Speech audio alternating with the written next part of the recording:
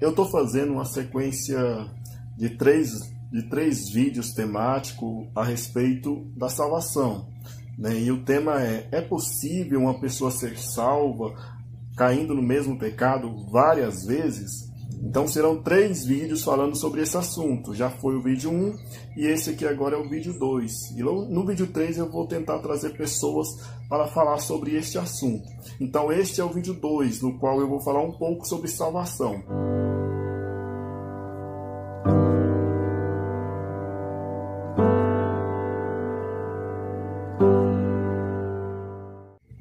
Primeiramente, muitas pessoas elas ouvem muito falar sobre salvação, um tema muito comum, um assunto muito comum, né? Porque todo mundo está na igreja para ser salvo, né? Até mesmo quem não está na igreja também quer ser salvo.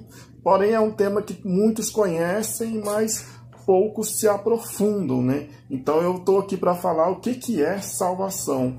Então, vamos lá para o nosso estudo. Eu fiz algumas anotações aqui para poder não esquecer nada, né? Porque às vezes a gente está aqui gravando e está falando e acaba deixando esquecer alguma coisa. Então eu quero aqui já começar. O que é salvação? Salvação é a maior de todas as bênçãos espirituais que o ser humano pode receber de Deus. Apesar disso, muitas pessoas não sabem o que é isso.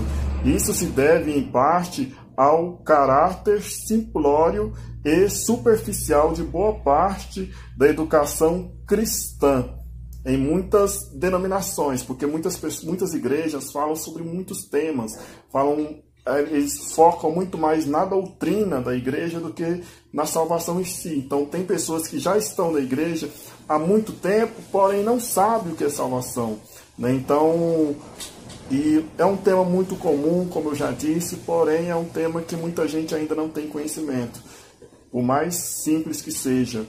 Então a salvação é a maior de todas as bênçãos, né? Não é um carro, não é uma casa, não é aquilo que eu adquiri nesta vida. Isso tudo vai passar, isso tudo vai acabar. Então a salvação é algo que vai te fazer ir morar com Deus, aquele que te criou. E quem é que não quer morar com Deus, né?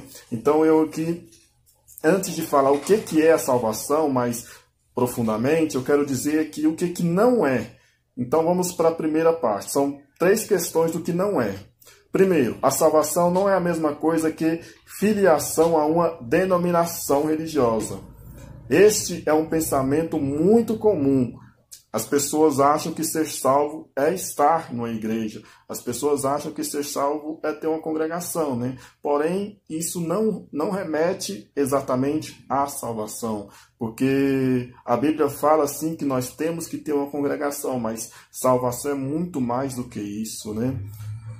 Muitas pessoas pensam que ser salvo significa pertencer a uma igreja. Uma coisa não tem nada a ver com a outra. É perfeitamente possível que uma pessoa seja membro de uma denominação religiosa por muitos anos e não tenha um relacionamento com Jesus. Então, é possível que uma pessoa esteja na igreja, esteja ali há anos, até mesmo servindo, fazendo a obra, porém não tenha um relacionamento íntimo com Deus. Então, estar na igreja não significa estar salvo. Segundo ponto do que a salvação não é. Salvação não é a mesma coisa que prosperidade material. As denominações adeptas da chamada teologia da prosperidade falam tanto sobre a prosperidade financeira que se esquecem de anunciar o perdão dos pecados e da salvação em Cristo. Assim, acabam transmitindo a falsa noção de que Jesus morreu na cruz para nos dar saúde, um bom carro, uma boa casa e uma boa estrutura neste mundo. Então essa é uma visão que muitas pessoas têm. Salvação é uma prosperidade material, porém não é. Sabe, podemos ser bem-sucedidos aqui nesse mundo? Podemos, porque Deus é o dono do ouro e da prata. Ele pode me enriquecer financeiramente? Ele pode me enriquecer, porém, salvação é muito mais do que isso. A salvação está além disso. E muitas pessoas elas acham que porque elas estão sendo prósperas nesta vida, elas estão sendo salvas, porém não estão. Porque a salvação, ela remete a um relacionamento com Deus, sabe? Eu quero aqui trazer um exemplo, a vida de Jó, por exemplo. Jó foi um homem muito rico, sabe? Porém, aquela riqueza dele não significava a sua salvação, mas foi na perda de todos os bens que Jó tinha que nós podemos ver o relacionamento dele com Deus. Muitas pessoas daquela época podiam olhar o relacionamento de Jó com Deus baseado na sua prosperidade. Porém, Jó transmitiu muito mais quando ele perdeu tudo, porque o nosso relacionamento com Deus é muito mais importante do que qualquer coisa, do que qualquer prosperidade material, do que qualquer bem financeiro. E foi isso que Jó mostrou nas suas atitudes, que o relacionamento dele com Deus estava acima de todas as riquezas, porque mesmo ele perdendo tudo, ele continuou servindo a Deus. E o terceiro ponto, salvação não é participação em eventos religiosos. Este também é um pensamento comum. Muitas pessoas pensam que o fato de fazerem peregrinações, romarias, é sinônimo de salvação. A versão evangélica comum deste engano é pensar que a participação em incontáveis atividades realizadas na igreja é sinônimo de salvação. Vamos ficar só nesses dois exemplos para o vídeo não ficar muito grande. Então vamos pular para a próxima etapa. Por que o ser humano precisa de salvação? Outra pergunta que precisa ser respondida nesse vídeo é por que o ser humano precisa de salvação? Né? Nós precisamos de salvação porque é a única maneira de termos o nosso relacionamento com Deus restaurados e escaparmos da condenação do inferno.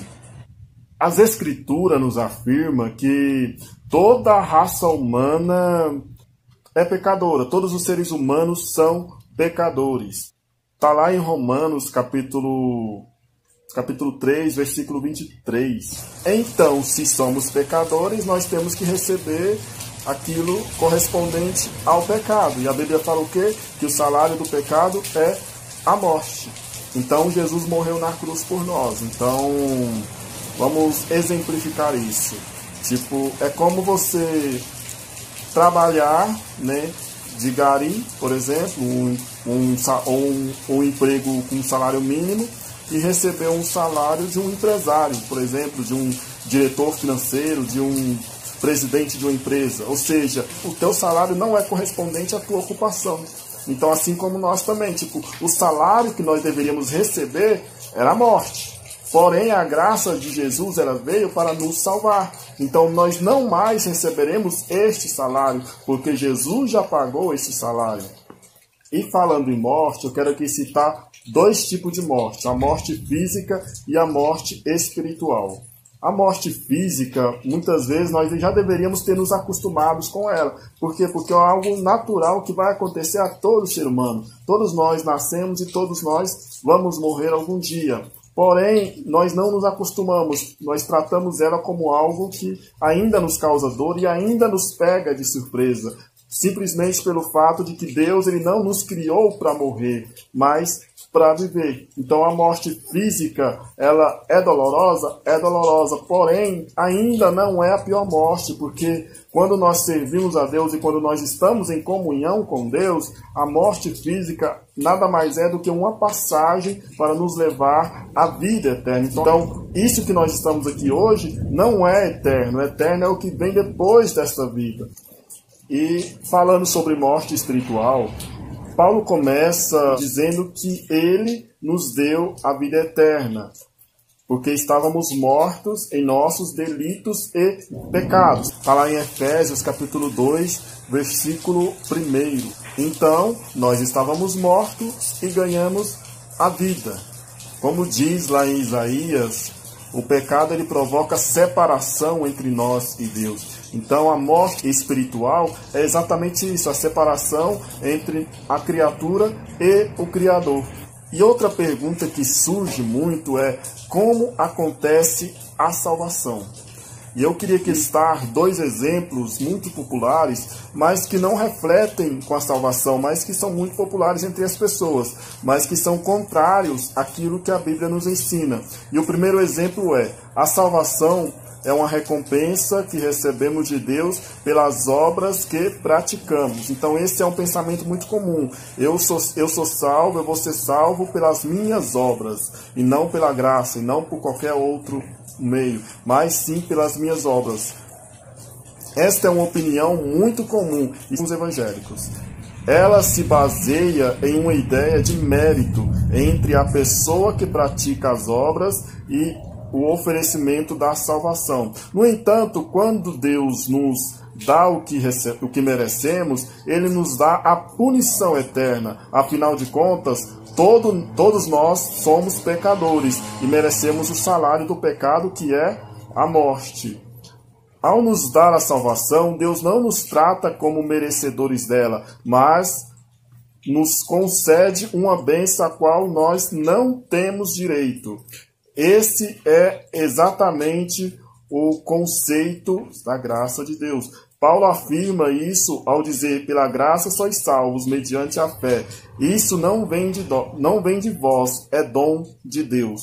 Não de obras, para que ninguém se glorie. Está lá em Efésios, capítulo 2, versículo 8 e 9. Ou seja, a graça, ela não vem de nós, ela é um dom de Deus. Ela não vem por obras, como Paulo diz, para que nós não nos gloriemos, né? Porque se fosse por obras, a graça não faria sentido, porque a graça é exatamente um favor imerecido. E o segundo pensamento muito popular por aí é: a salvação pode ser comprada. Esta também é outra opinião muito comum. Ela se baseia na ideia, consciente ou não, de que quem dá a salvação não é Deus, mas uma instituição chamada igreja. Ninguém pensaria em comprar a salvação de Deus, pois ele já tem tudo. Então, se ele já tem tudo, por que ele venderia, né? Mas comprar da igreja, ou seja, ninguém pensa em comprar a salvação de Deus, mas querem comprar a salvação da igreja. Muitas pessoas, elas acham que a salvação, ela é comprada, então muitos vão achar que dão um dízimo muito alto, uma oferta muito alta, ou dando assistência para a igreja financeiramente, ou de outras formas, ele vai estar comprando a sua salvação, mas não vai estar comprando de Deus, porque Deus, ele já tem tudo. Por que ele venderia algo? Mas vai estar comprando da igreja. E muitas igrejas, elas passam essa ideia de que se você der muito, você vai estar comprando a sua salvação. Se você der muito, Deus vai se agradar de você. Porém, a Bíblia, ela fala sobre a obediência. Obedecer é melhor do que sacrificar, né? Então, nós devemos ser generosos com a igreja, devemos ser generosos com a igreja, mas não achando que nós estamos comprando a nossa salvação, mas como um ato de gratidão por tudo que Deus tem feito por nós. E agora eu queria já concluir, né, porque o vídeo já está ficando muito grande, e nas minhas conclusões eu quero dizer que, como já foi lido o livro de Efésios, capítulo 2, a salvação, ela é um dom de Deus, ela não vem de nós. Então, a salvação é a ação de Deus que nos tira do império das trevas e nos conduz ao reino de seu Filho. Esta salvação oferecida graciosamente por Deus em Cristo é a única solução para o problema do pecado e o único recurso dado por Deus para que o homem não seja condenado ao inferno, mas desfrute eternamente da gloriosa comunhão com o Senhor. Agradeça a Deus pela salvação que Ele nos concede gratuitamente. Em Cristo, esforce-se para manter em comunhão com Ele. Então a salvação, ela não vai vir pelo meu esforço, a salvação, ela não vai vir pelos meus méritos, a salvação, ela não vai vir, pelo que eu tenho a oferecer a Deus, até porque eu não tenho nada para oferecer a Deus perto do que Ele já fez por mim. A salvação, ela é um dom de Deus. Então nós temos que nos esforçar sim, mas para nos manter em comunhão com Deus. Então, é isso que eu queria dizer hoje, neste segundo vídeo, nessa sequência. Se você ainda não assistiu o primeiro vídeo, que é possível ser salvo, mesmo caindo no mesmo pecado várias vezes, acerte lá o primeiro vídeo, porque esse aqui já é o segundo. E se você ainda não se inscreveu neste canal, se inscreva. Enfim, inscreva, compartilha, curte, e que Deus abençoe a sua vida. E aguarde aí pelo próximo vídeo. Que Deus abençoe e até mais.